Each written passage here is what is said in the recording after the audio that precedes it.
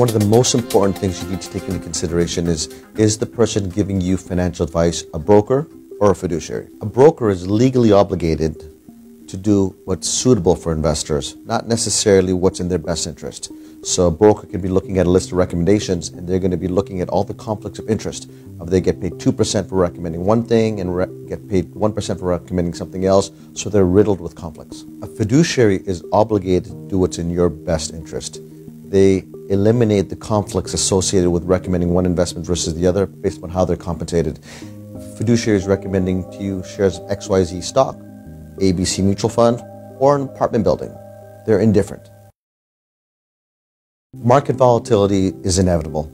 Every asset class will have a substantial correction over the coming decades. It's not, is the correction going to happen, it's how are you going to handle yourself when you go through that correction. We guide our clients to have a proper asset allocation where they understand how much assets are going to be in stocks, how much will be in bonds, how much will be in apartment buildings and real estate, how much will be in commodities and many other asset classes. And when those corrections do happen, are you the type of investor that's panicking and selling with everyone else?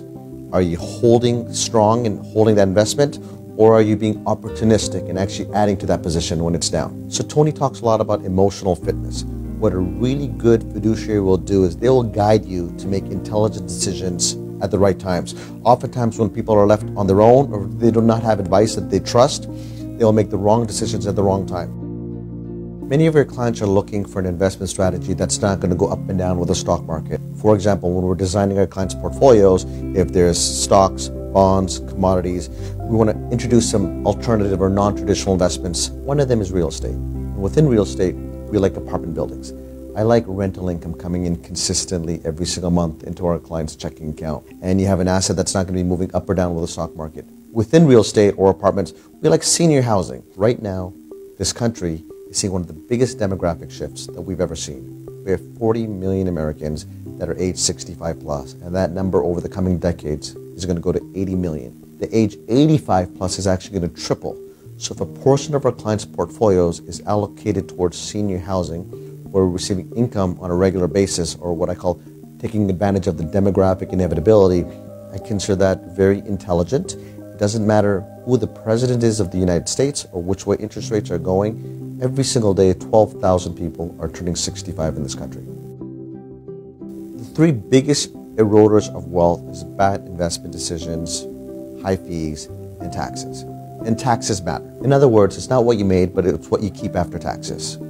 It's important to understand the difference between short-term capital gains and long-term capital gains, qualified dividends, non-qualified dividends, tax-free income versus taxable income, and some of the benefits that you receive from real estate, such as depreciation, or being able to do a 1031 exchange.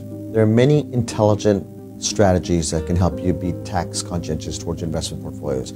Oftentimes I see people chasing investments to try to get that extra 1% return, but they're overlooking strategies where they're paying an extra 2-3% in taxes. Fees matter. Most people are overpaying for underperformance. We've studied various portfolios with different embedded fees.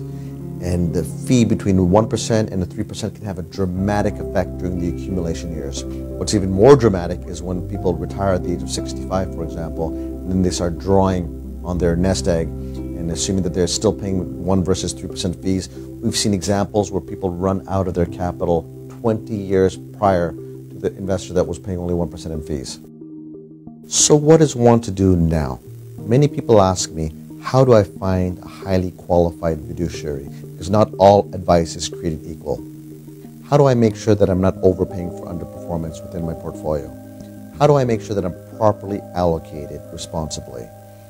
Over and above my firm, Gupta Wealth Management, that's catering towards high net worth families around the country, I created portfoliocheckup.com. You can go to this website, you can analyze your portfolio for free, understand the asset allocation, understand all the internal fees that you're paying, and also get directed to a highly qualified fiduciary in our network. All the advisors in our network have been vetted, are highly qualified, and have agreed to our client bill of rights to ensure that each investor will be well taken care of.